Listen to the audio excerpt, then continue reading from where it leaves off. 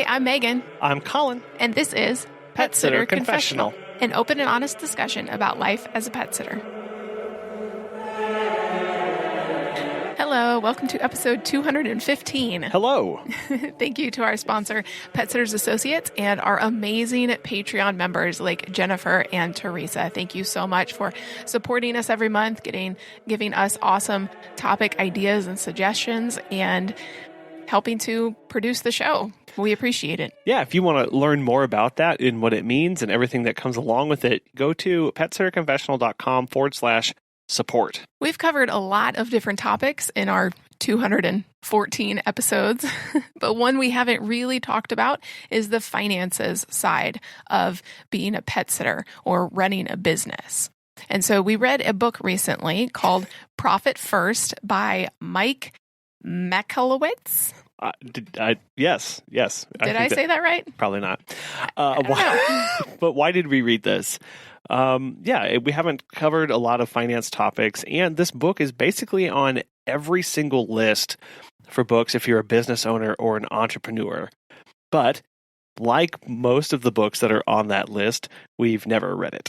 Well, and so the opportunity actually presented itself because, as you may know, I'm a bookkeeper as well, and the company that I work for bookkeeping was actually giving these out. And so I thought, hey, it had been on our list for a long time. So many people recommend this, and I might as well read it. So we dove into it, and what did we think? I'm not really a business book kind of person. I like to read, but I also like to listen to podcasts and short blogs.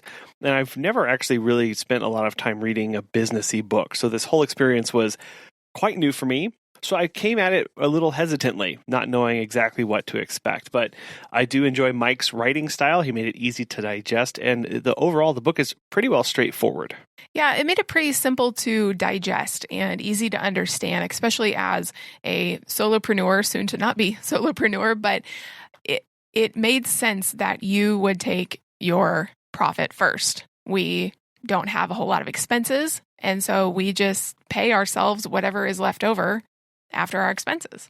He does give case studies in his book, and I know that's a style of a lot of authors to kind of give credibility to what they're saying, but I'm always kind of a little leery of those because obviously they're going to rant and rave about the book, but I still think that they were helpful in saying, okay, this business owner implemented it this way in their business. I think that's exactly my hesitation for reading these kind of books is I tend to read them very skeptically because of these one-off, because of these examples that they give that are obviously going to show them in the best light. But I think overall, as you said, the foundations of this are pretty sound and it's pretty straightforward. So what is Profit First? Without just reading verbatim from his book, basically it's an envelope system designed to... What? I don't know what an envelope is. Envelope? Write us. Do you say envelope or envelope? This is an ongoing debate in our household. 10 years with this. We need to settle this. If you say envelope, let us know. If you say envelope, also let us know. Envelope begins with an E, so... Anyway, it's an It's an envelope system designed to help you manage money in your business. You basically create these envelopes, these buckets of money, and you put money in them, and then you only spend what's in those first. The twist here is that you always put money in the envelope labeled profit. Get it? Profit first.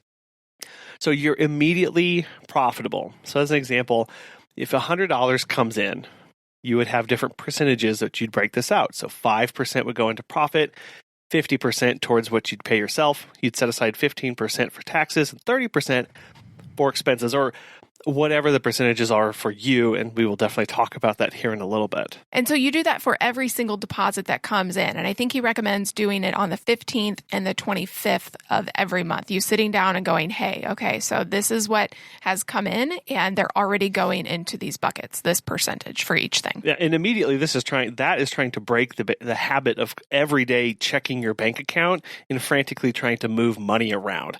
I know that's how I tend to operate. Log in, see how much money is in there, and panic because either there's not enough or maybe there's a large amount sitting in there and I've got to figure out what to do. But setting it to twice a month where basically you put it all into these envelopes, and then that way you know what's there and it's really quick and easy to check and you're not frantically always moving money around. So this book is really about breaking the bad habits with how we view money and to get off of the feast and famine cycle that many of us are on. A big question we had when reading this book was, what is the difference between profit and owner's compensation? So the owner's compensation side is linked to your living expenses and needs. So you do need a personal budget set up before all of this. And hopefully you're already doing maybe a monthly budget. It's very helpful to know what's coming in, what's going out, what you need to set aside for taxes, because we all have to pay of those. And so, for example, you need $30,000 a year to live. That covers your minimum expenses for rent, food, insurance, whatever. And so $30,000 a year to live, you personally, and your business makes $45,000 a year. So that leaves $15,000 to pay for taxes, operating expenses, and so then you have a profit. So who is this book for? Well, we would basically say that this book is for anyone dealing with problems or troubles with cash flow, budgeting, and understanding if their business is healthy. It's really not for a solopreneur, and that's for one big reason, and it's because expenses are so low. Time and time again. As in so low. So low. Not so low. But okay. This is a fun episode on semantics. Because expenses are so minimal as a solopreneur, this system doesn't really fall apart, but it's hard to fit it in. And that's because during the book, he hammers over time and time again the need to control expenses and the need to really make sure you understand where all of your money is going. As a solopreneur, your expenses for your actual business, what you're spending, what your business is spending to operate, is going to be relatively low. Yeah, especially in dog walking, a service industry, you don't have to spend a lot of money to make money. You probably need a first aid kit, a couple of leashes, insurance, some water bowls to take with you on hikes, and other incremental things. Yeah, but he's trying to get across that if you're $1 million company and you're spending $900,000 a year in expenses, that's not actually healthy. So it's a little hard to relate his examples to a solopreneur dog walking company. He does have this quote that says, "Colossal growth without financial health will still kill your company."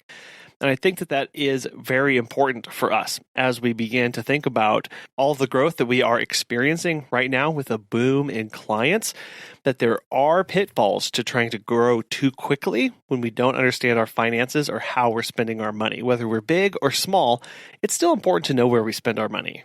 And so instead, this book takes a crack at combating really the Achilles tendon for most of us, which is not paying ourselves enough. Of course, you would like to be paid more. I think we all would. So what did we like about this book in the system? Well, as we alluded to earlier, it's really easy. And I think that maybe, at least for us, we kind of latched onto it. It made sense to us early because we've used Dave Ramsey's envelope system in the past and think it's a great way to control your money. If you've never used Dave Ramsey's system or know what the envelope system is, basically you take $100 and you have envelopes. This is going to sound really familiar, and you put money in those to spend on different things, and then you only spend what's in the envelope, and then if you need to go over whatever, you just don't spend that. Well, and a lot of Dave Ramsey's system is like physical envelopes. You physically put cash into an envelope, whereas the Profit First model, obviously you're dealing with a business, so you're dealing with thousands of dollars, sometimes millions of dollars, depending on what your business is. And so you're using it digitally there. Right. Well, this overall is a very powerful system of you telling your money where to go and what to do versus waking up and wondering where it all went. Yeah, every dollar has a name, I think he says. Well, and also like Dave Ramsey, the Mike, I'm not even going to attempt his last name, has an entire chapter dedicated to getting rid of as much debt in your business as possible.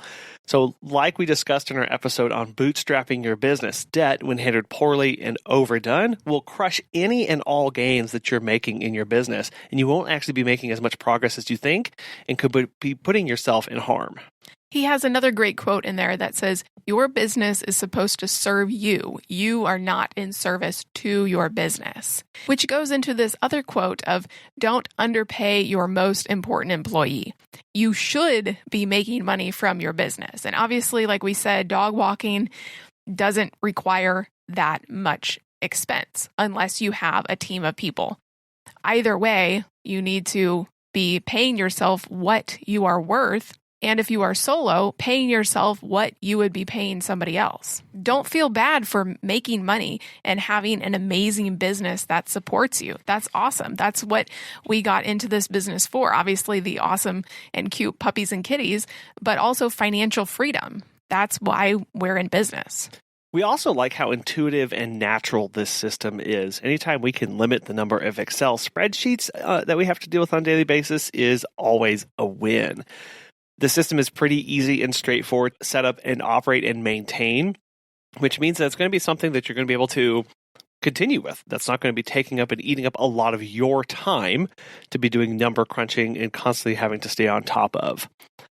I will say he also does have a few segments in here about setting money aside in business and why it's so critical.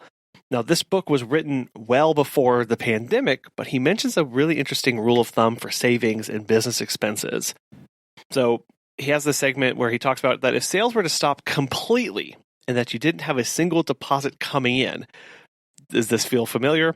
That if you had a 5% profit allocation, that would be 3 weeks of operating cash. If you had 12% allocated, that'd be 2 months. 24% profit allocation would be 5 months of operating cash for your business. Meaning that when we start putting money into profit, it acts as a savings account for the business where we can pull from in times of an emergency. And we're not talking about huge amounts here. We're talking about building up little by little over time.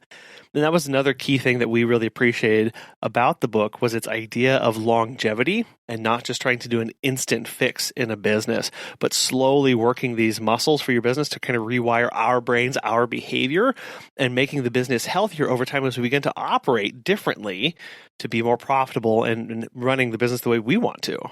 An expense that you will definitely have to factor into this process is insurance. And as pet care professionals, your clients trust you to care for their furry family members.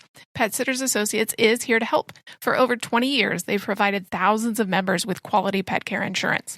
If you work in the pet care industry or want to make your passion for pets into a profession, you can take your career to the next level with flexible coverage options, client connections, and complete freedom in running your business. Learn why Pet Sitters Associates is the perfect fit for you and get a free quote today at PetSitLLC.com. And you can even get a discount when joining by clicking Membership Pet Sitter Confessional and using the discount code CONFESSIONAL at checkout to get $10 off today. Check out the benefits of membership and insurance once again at PetSitLLC.com. Some things that we didn't like. I, for one, felt like that this was really too much of a cookie cutter cure, that it wasn't exactly relatable to us, like I mentioned earlier. So there are two things. One, most of us are not operating these massive multi-million-dollar companies with tons and tons and tons of expenses. So all of his examples are like, you are a business and you brought in $1.2 million. And I'm reading this going, I am a business and I did not bring in $1.2 million. So the number is kind of hard to make sense. And then again, because we have so few actual expenses, we may get profitable pretty easily as long as we have enough business coming in. Well, and that's because, again, we're solopreneurs. Once we get staff, once we get employees and workers' comp and extra insurance and all that sort of stuff, our expenses will go up. And so then we can really use this tool to gauge, is our business profitable? Well, and he does define profitable as money that is above and beyond what you need to pay your personal bills and the business expenses. The actual problem for a lot of us, and it's the one that he tells us to avoid, is that we are all mostly seeking growth and getting more clients. Now, he says putting your nose to the grindstone is a really easy way to cover up for an unhealthy business.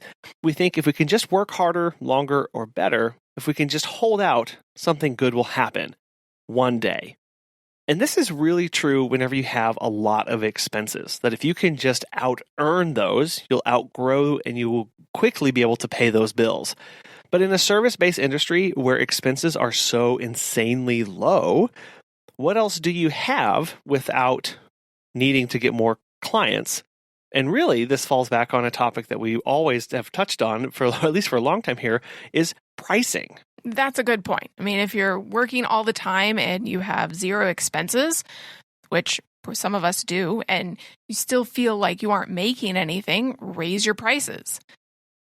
You should not be charging $15 to board a dog. You should not be charging $8 for a 60-minute dog walk. Like, you need to be raising your prices so that you can live off of what you're making. And he describes this thing called a survival trap, where as a business, we get stuck in this cycle of trying to just keep the business afloat. And as part of that, he says, when we're stuck in the survival trap, we focus our attention on revenue generation first and foremost. Any client who pays is a good client, and any work that makes money is good work. And that should really hit home for you, because I know it did for us in pet care here. We see this kind of sentiment all the time. People taking on everyone, any client that possibly needs their service, and yet the business owner, is still not making money and is growing beyond their means. I agree. Any work is good work is not true, because that's why we have boundaries. That's why we have contracts that clients sign. That's why we have business hours that we operate. And when we are away from our phones and our computers and just being with ourselves and having fun doing the things that we want to be doing. He also said, quote, "You must figure out the things that make profit and dump the things that don't." And this includes services or expenses that don't serve you. If you don't like charging an extra fee to accommodate a client that's 4 hours late, then don't. Just have a hard and fast rule. You have to pick up your dog by this time. Or, no, I will not go get your dry cleaning or your coffee because you want me to. You can do those things, but if they are a burden to you, don't.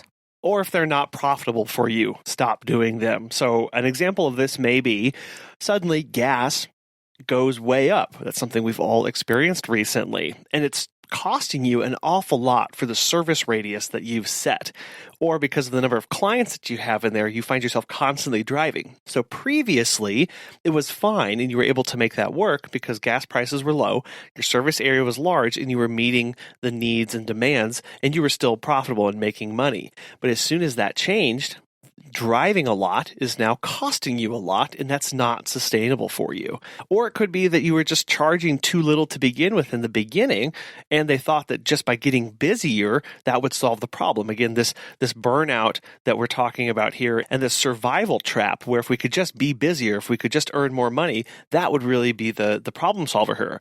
But if we're not earning enough on each visit, just having more of them really isn't going to solve the actual problem that we're concerned about, is having our time and have it be valuable to us. So there, pricing is really key. The concept of this book really fits more with those that have staff and a ton of expenses. But just an example, in the book, you'll do a rapid assessment to see if you are profitable. You'll input certain percentages based on a table that he gives you. You'll input your revenue from the past 12 months and work off of that. In our personal business, we strive very hard and are happy with our low overhead. However, according to this assessment that we took, we need to increase our expenses and decrease our take-home pay, which is interesting and a little confusing. I mean, there are caveats that he puts in there, but on the outset, the one-size-fits-all approach doesn't quite work. So then the question is, well, will we be doing profit first? I think we're going to be giving it our best shot. Yeah, I really think so. We're definitely going to try. We love the idea, and it goes in line with how we've been bootstrapping our business for the last 10 years.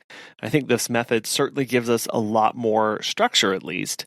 So how are we going to do this? Well, we bank with Novo. It's an online-only bank, and it actually allows for multiple envelope systems to place money in.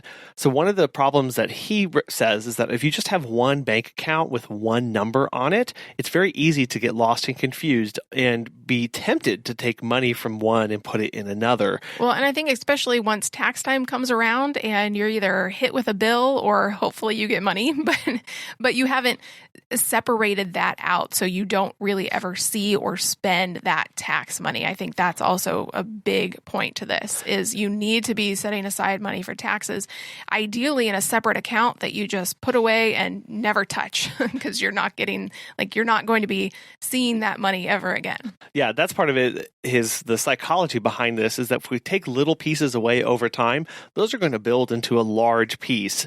And if you see that, it will be very tempting to use that money for something else. So if you are putting 5-15% away for taxes every time you get paid, at the end of the year, that's going to be multiple thousands of dollars. So he recommends putting that, as you said, Megan, in a completely separate bank account, basically under lock and key. There's no debit card associated. There's no checks. There's no instant transfer. It's locked over here so we don't touch it. And in that way, we mentally forget about that money and we operate without it. That's part of leaning our business and making us more structured.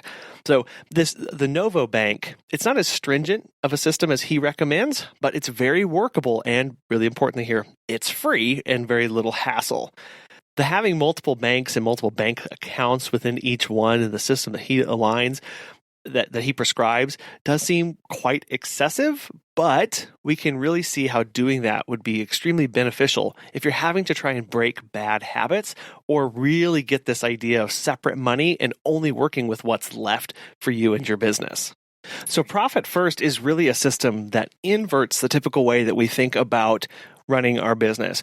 We would say a traditional way of thinking about it would be, my business makes $45,000 a year, then here are my $5,000 worth of expenses. That means I get $40,000 to me.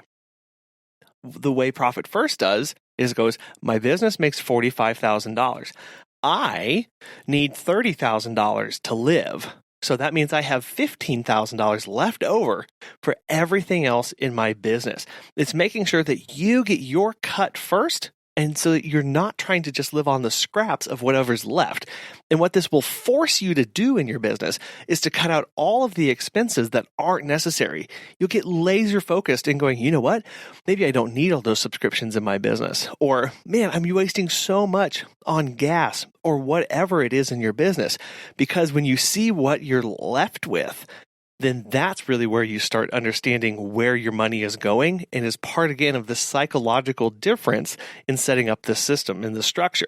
That at its heart, Profit First is about changing the psychology of how we view business and what its purpose is. Well, and to also make sure that your business is profitable, that you're not operating in the red every year, that say you went and bought $50,000 worth of leashes, but you only made $45,000, you would then know that you need to cut out some expenses. And the great part is that you can be profitable in your business and make sure you are today by allocating 1% to profit. It's a number that you won't even miss or know that was ever there, but you will know that your business is at least 1% profitable. And then you slowly change that, slowly increase that over time as you work on your expenses, work on your living expenses, grow the business a little bit. And then these percentages change over and evolve over time, so that your business is a lot healthier after 1 or 3 years of implementing this. You don't do everything all at once, because that's a big shock to the system and to you. And so this is really all about knowing your numbers, your financial numbers. And unless you're an accountant or a bookkeeper, or you love number crunching, this probably isn't something that's necessarily in your foray, but it is something as a business owner that you need to know, especially if you're going to be bringing on staff or you already have staff. We know that there are thousands of businesses all across the nation and probably the world that use this system. And we would love to know if you have heard of this, if you implement it in your business, and how it's worked for you if you have. There's even a podcast by the author.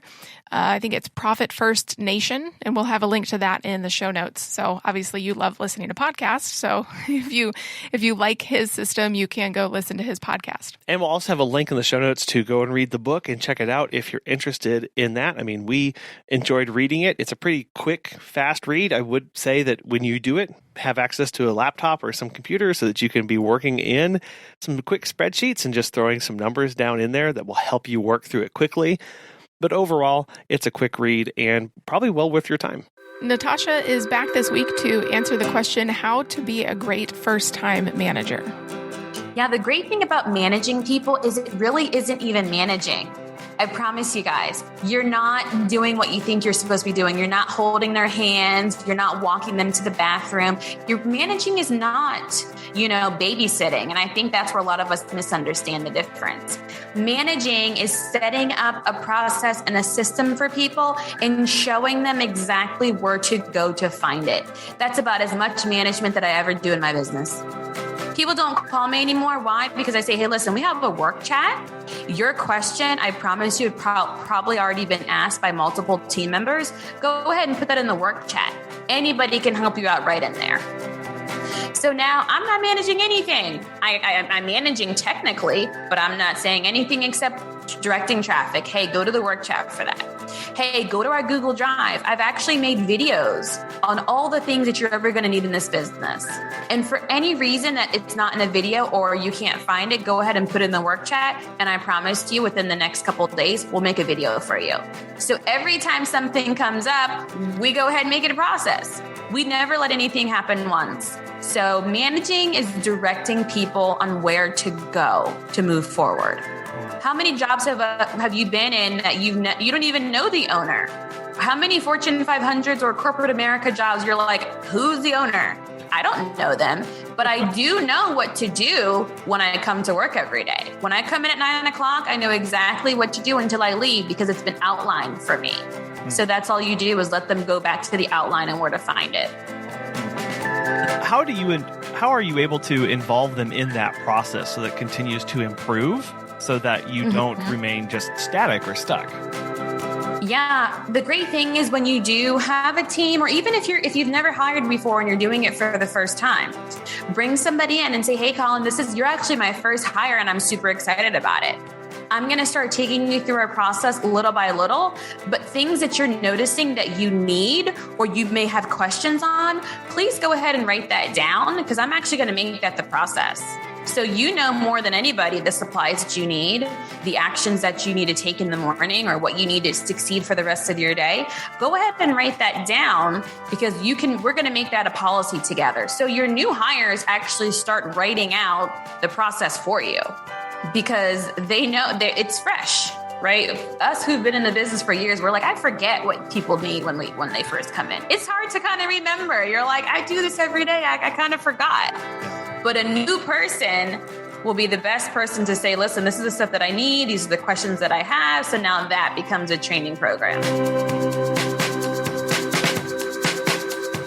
If you'd like to work with Natasha and have her be your personal pet business coach, you can head on over to startscalesale.com. And when you're ready to work with her, use the code PSC20 for 15% off. We're hoping to do more book reviews in the future. So if you have a business book or a pet care related book that you would like us to review specifically here on the podcast, feel free to let us know about it. And we'd be happy to read and discuss. Absolutely. Thank you so much for listening this week. Thank you also to Pet Sitters Associates and our wonderful Patreon members. And we will see you next episode.